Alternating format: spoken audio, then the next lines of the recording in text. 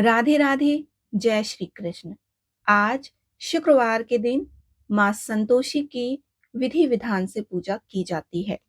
शास्त्रों के अनुसार मां संतोषी की पूजा और व्रत लगातार 16 शुक्रवार तक किया जाता है। संतोषी माता गणेश जी और रिद्धि सिद्धि की पुत्री हैं। हालांकि इस बात का जिक्र किसी भी पुराण में नहीं है। संतोषी माता को सभी की इच्छाओं को पूरा करके संतोष प्रदान करने वाली देवी मां के रूप में जाना जाता है। संतोषी माता से जुड़ी कई प्रथाएं प्रचलित हैं। एक कथा के अनुसार एक बार गणेश जी की बहन मनसा देवी उन्हें रक्षाबंधन पर राखी बांधने आईं। उस समय वहां गणेश जी के पुत्र शुभ और लाभ भी थे। पिता के हाथों में राखी बांधते देख उन्होंने गणेश जी से एक बहन की कामना की। गणेश जी ने शुभ और लाभ की बात को मानते हुए एक देवी उत्पन्न करी, जिन्हें संतोषी मां के नाम से जाना जाता है। आइए अब हम आपको संतोषी मां की एक पौराणिक कथा सुनाते हैं। एक बुढ़िया थी, उसके 7 बेटे थे। 6 कमाने वाले थे जबकि एक निकम्मा था। बुढ़िया 6 बेटों की रसोई बनाती, भोजन कराती और उनसे जो कुछ जूठन बचती वह 7वें को दे देती। एक दिन वह पत्नी से बोला कि देखो मेरी माँ को मुझ पर कितना प्रेम है। वह बोली कि क्यों नहीं, सबका जूठा जो तुमको खिलाती है। वह बोला कि ऐसा नहीं हो सकता, मैं जब तक आंखों से ना देख लूं मान नहीं सकता। बहू हंसकर बोली कि देख लोगे तब तो मानोगे। कुछ ही दिन बाद त्योहार आया। घर में 7 प्रकार के भोजन चूरमे के लड्डू बने। वह जांचने को सिर दुखने का बहाना कर पतला वस्त्र पर ओढ़ रसोई घर में सो गया। वह कपड़े में से सब देखता रहा। 6 भाई भोजन करने आए। उसने देखा कि माँ ने उनके लिए सुंदर आसन बिछा, नाना प्रकार की रसोई परोसी और आग्रह करके उन्हें जमाया। वह देखता रहा। जब 6 भाई भोजन करके उठे तब माँ ने उनकी जूठी थालियों में से लड्डुओं के टुकड़ों उठाकर एक लड्डू बनाया। जूठन साफ कर बुढ़िया माँ ने उसे पुकारा कि बेटा, 6 भाई भोजन कर गए हैं, अब तू ही बाकी है, उठ तो कब आएगा। वह कहने लगा कि माँ मुझे भोजन नहीं करना, मैं अब परदेश जा रहा हूँ। माँ ने कहा कि कल जाता हो तो आज चला जा। वह बोला हाँ आज ही जा रहा हूँ और यह कहकर वह घर से निकल गया। चलते समय पत्नी की याद आ गई और गौशाला में कंडे थाप रही थी और वहां जाकर बोला कि हम जावे परदेस आवेंगे कुछ काल, तुम रहियो संतोष से धर्म अपनो पाल। वह बोली कि जाओ पिया आनंद से, हमारो सोच हटाए, राम भरोसे हम रहे ईश्वर तुम्हें सहाय। दो निशानी आपन देख धरूं में धीर, सुधी मति हमारी, बिसारियो रखियो मन गंभीर। वह बोला कि मेरे पास तो कुछ नहीं है, यह अंगूठी है सो ले लो, अपनी कुछ निशानी मुझे दे दो। वह बोली कि मेरे पास क्या है, यह गोबर भरा हाथ। यह कहकर उसकी पीठ पर गोबर के हाथ की थाप मार दी और वह चल दिया। चलते चलते वह दूर देश पहुंचा। वहां एक साहूकार की दुकान थी। वहां जाकर कहने लगा कि भाई मुझे नौकरी पर रख लो। साहूकार को जरूरत थी तो बोला कि रह जा। लड़के ने पूछा कि तनख्वाह क्या दोगे, तो साहूकार ने कहा कि काम देखकर दाम मिलेगा। साहूकार की नौकरी मिली और वह सुबह 7 बजे से 10 बजे तक नौकरी करता। कुछ दिनों में दुकान का सारा लेन देन, हिसाब किताब, ग्राहकों को माल बेचना, सारा काम करने लगा। साहूकार के 7-8 नौकर थे, वे सब चक्कर खाने लगे कि ये तो बहुत होशियार बन गया है। सेठ ने भी काम को देखा और 3 महीने में ही उसे आधे मुनाफे का हिस्सेदार बना लिया। वह कुछ वर्ष में ही नामी सेठ बन गया और मालिक सारा कारोबार उस पर छोड़कर चला गया। इधर उसकी पत्नी को सास ससुर दुख देने लगे। सारी गृहस्थी का काम करा के उसे लकड़ी लेने जंगल भी भेजते। इस बीच घर के आटे से भूसी निकालती उसकी रोटी बनाकर रख दी जाती। और फूटे नारियल की नारियली में पानी। एक दिन वह लकड़ी लेने जा रही थी। रास्ते में बहुत सी स्त्रियां संतोषी माता का व्रत करती दिखाई दी। वहां वह खड़ी होकर कथा सुनने लगी और पूछा कि बहनों, तुम किस देवता का व्रत करती हो और उसके करने से क्या फल मिलता है? यदि तुम इस व्रत का विधान मुझे समझा दोगी तो मैं तुम्हारा बड़ा एहसान मानूंगी। तब उनमें से एक स्त्री बोली कि सुनो, यह संतोषी माता का व्रत है। इसको करने से निर्धनता, दरिद्रता का नाश होता है और जो कुछ मन में कामना हो सब संतोषी माता की कृपा से पूरी हो जाती है। तब उसने उससे व्रत की विधि पूछी। वह बोली कि 1.25 आने का गुड़ चना लेना, इच्छा हो तो 5.25 आने का ले लेना, 1.25 रुपए का भी लोगे तो सहूलियत के अनुसार लेना। बिना परेशानी और श्रद्धा व प्रेम से जितना भी बन पड़े सवाय ले लेना। प्रत्येक शुक्रवार को निराहार रहकर कथा सुनना और इसके बीच क्रम टूटने नहीं पावे। लगातार नियम पालन करना। सुनने वाला कोई न मिले तो घी का दीपक जलाकर उसके आगे या जल के पात्र को सामने रखकर कथा कहना। जब कार्य सिद्ध ना हो तो नियम का पालन करना और कार्य सिद्ध हो जाने पर व्रत का उद्यापन करना। 3 मास में माता फल पूरा करती है। यदि किसी के ग्रह खोटे भी हों तो भी माता वर्ष भर में कार्य सिद्ध करती हैं। फल सिद्ध होने पर उद्यापन करना चाहिए, बीच में नहीं। उद्यापन में 2.5 सेर आटे का खाजा तथा इसी परिणाम से खीर तथा चने का साग करना। 8 लड़कों को भोजन कराना। जहां तक मिले देवर जेठ भाई बहन के हों, ना मिले तो रिश्तेदारों के और पास पड़ोसियों के बुला लेना।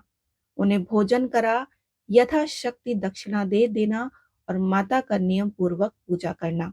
उस दिन घर में खटाई न खाना।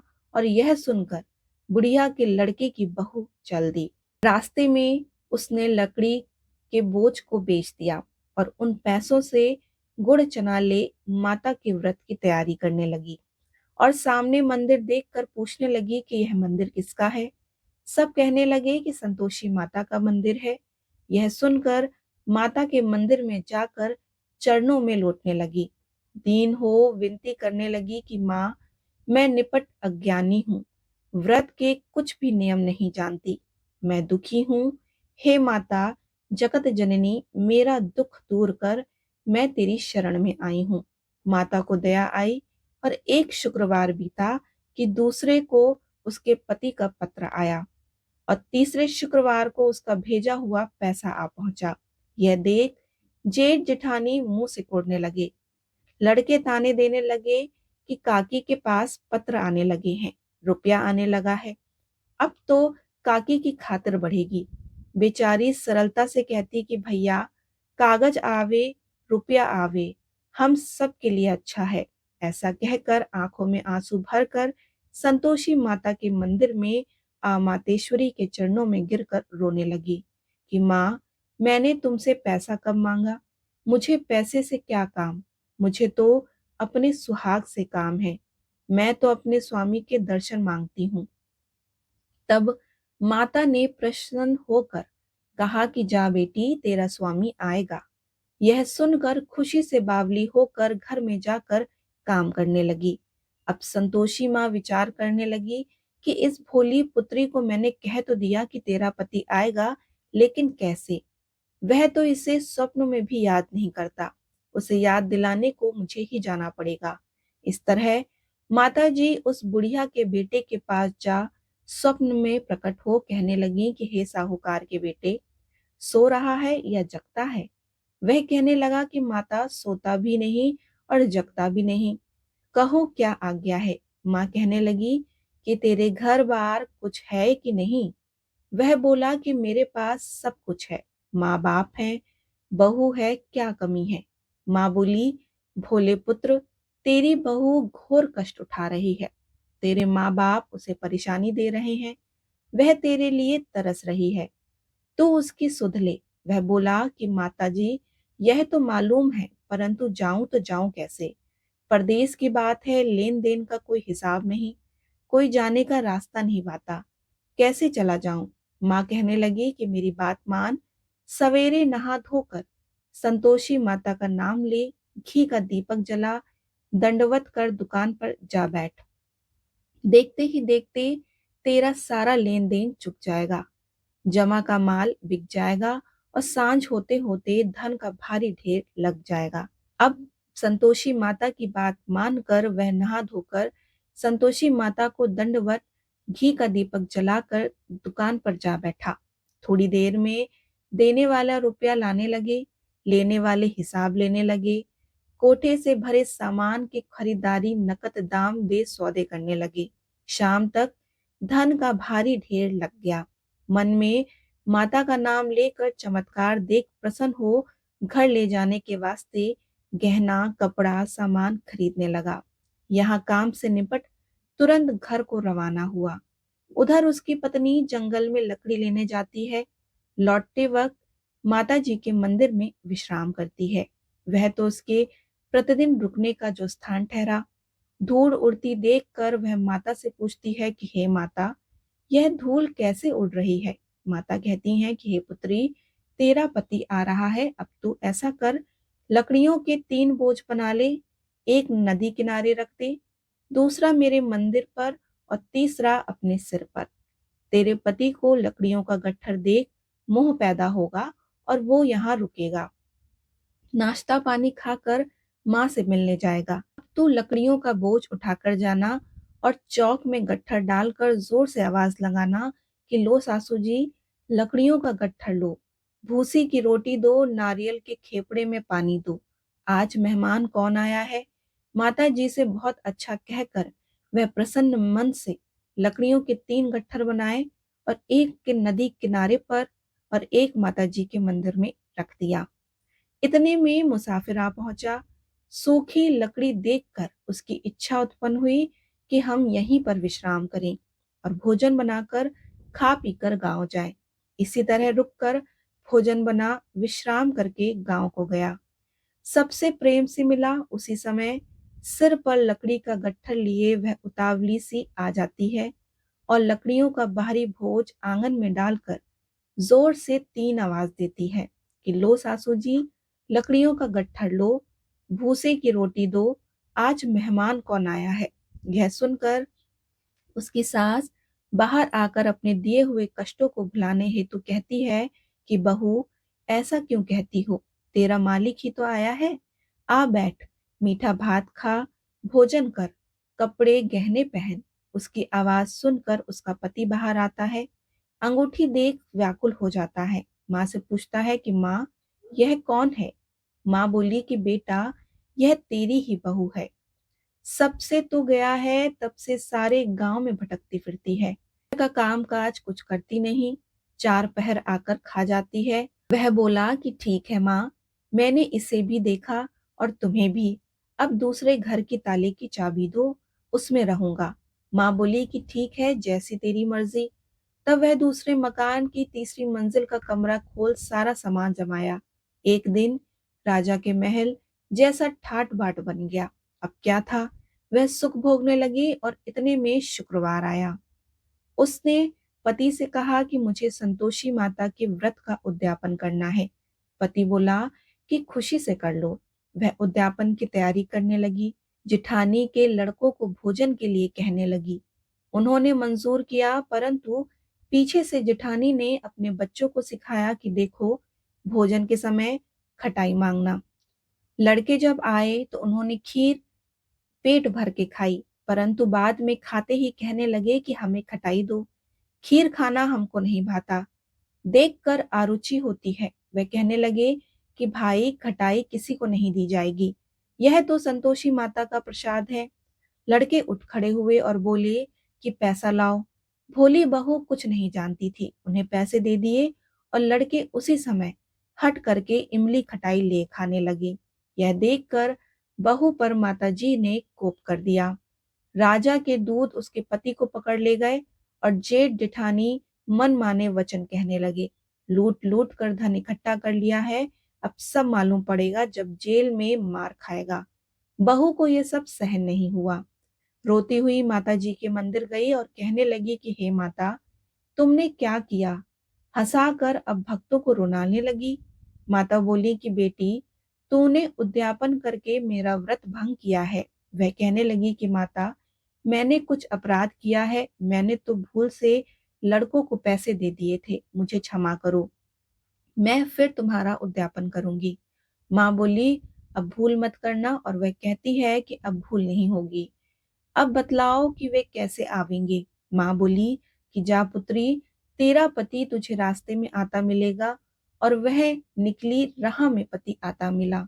वह पूछी कि कहाँ गए थे, तो कहने लगा कि इतना धन जो जमाया है उसका टैक्स राजा ने मांगा था, वह भरने गया था। वह प्रसन्न हो बोली कि भला हुआ, अब घर को चलो। कुछ दिन बाद फिर शुक्रवार आया और बोली कि मुझे फिर से माता का उद्यापन करना है। पति ने कहा कि करो। बहू फिर जेठ के लड़कों को भोजन को कहने लगी और जेठानी ने एक दो बातें सुनाई। सब लड़कों को सिखाने लगी कि तुम सब लोग पहले ही खटाई मांगना। लड़के भोजन से पहले कहने लगे कि हमें खीर नहीं खानी, हमारा जी बिगड़ता है, खटाई खाने दो। वह बोली कि खटाई किसी को नहीं मिलेगी, आना हो तो आओ। वह ब्राह्मण के लड़के लेकर भोजन कराने लगी। यथाशक्ति दक्षिणा की जगह एक एक फल उन्हें दे दिया। संतोषी माता प्रसन्न हो गई।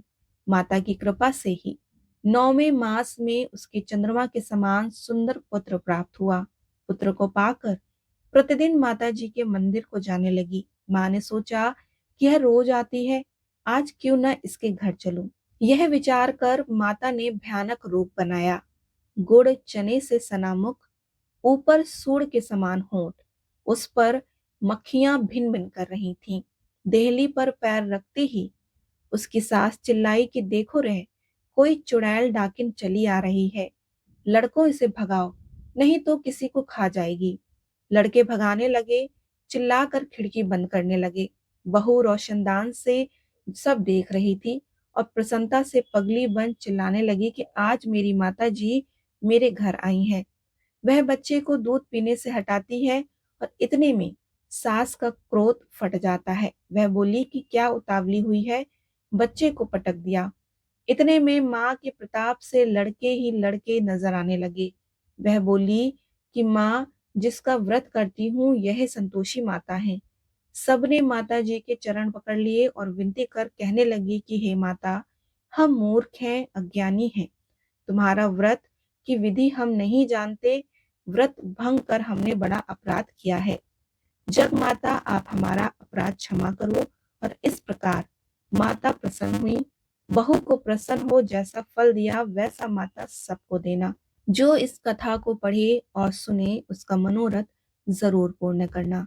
बोलिए संतोषी माता की जय।